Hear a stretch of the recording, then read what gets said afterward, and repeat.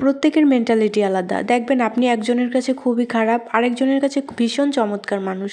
আসলে যার যার দৃষ্টিভঙ্গি যেমন, আপনি তার কাছে ঠিক তেমনই। হ্যালো এভরিওয়ান, আসসালামু আলাইকুম। আমি এখন দুপুরে রান্না বান্না করে তারপরে টেবিলে সাজিয়ে রেখে তারপরে আমার মেয়েকে খেতে ডাকতে এসেছি। এসে দেখি মোবাইল দেখতেছে। এমনিতে আমার বাচ্চাটা ভীষণ লক্ষ্মী, মোবাইল ওরকম দেখতেই চায় না। যখন খেলাধুলা করার জন্য খেলার সাথী পায় না, তখন আমাকে বলে যে আম্মু তোমার মোবাইলটা একটু দিবা। এছাড়া খুব একটা দেখতে চায় না। অনেকেই বলে আপনার বাচ্চাটা কত লক্ষ্মী, কি ভদ্র, একটু দুষ্টুমি করে না। কিন্তু আমি তো সবসময় থাকি, আমার বাচ্চা কিন্তু দুষ্টুমি করে। এই যে প্রথমে একটা চেয়ারে বসতে গেল, তারপরে সেটাতে না বসে আরেকটাতে বসলো। সে দুষ্টুমি করে, কিন্তু তার দুষ্টুমিগুলোও না ওরকম দুষ্টু মিষ্টি। আমার রান্নাবান্নার কিছু অন্ধভক্ত আছে, তাদের কাছে আমি যাই রান্না করি না কেন ভীষণ ভালো লাগে। এর মধ্যে আমার মেয়ে একজন আর আমার ছোট 2 বোন আছে।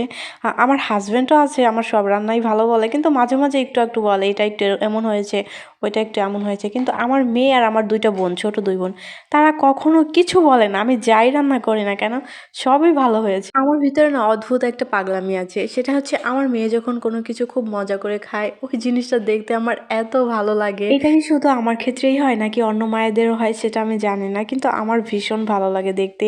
এই যে আমি খাবার দিচ্ছি, একটু পর আমার রান্নার প্রশংসার ঝড় বয়ে যাবে, আর আমি চুপচাপ বসে বসে শুনবো। আর আমার মেয়ে প্রত্যেকদিন খেতে খেতে একটা জিনিস আমাকে জিজ্ঞেস করে, আম্মু তুমি এত মজা করে রান্না করো কিভাবে? এত প্রশংসা আমার মেয়ে করে আমার রান্নার। আমি কিন্তু আসলে এত ভালো রান্না করি না, সেটা আমি নিজেও জানি। সে যাই হোক, প্রশংসা শুনতে কার না ভালো লাগে, আমারও ভীষণ ভালো লাগে। এই যে এখন আমি দাঁড়িয়ে দাঁড়িয়ে আমার প্রশংসা শুনতেছি। আল্লাহ হাফেজ, সবাই ভালো থাকবেন, বাই।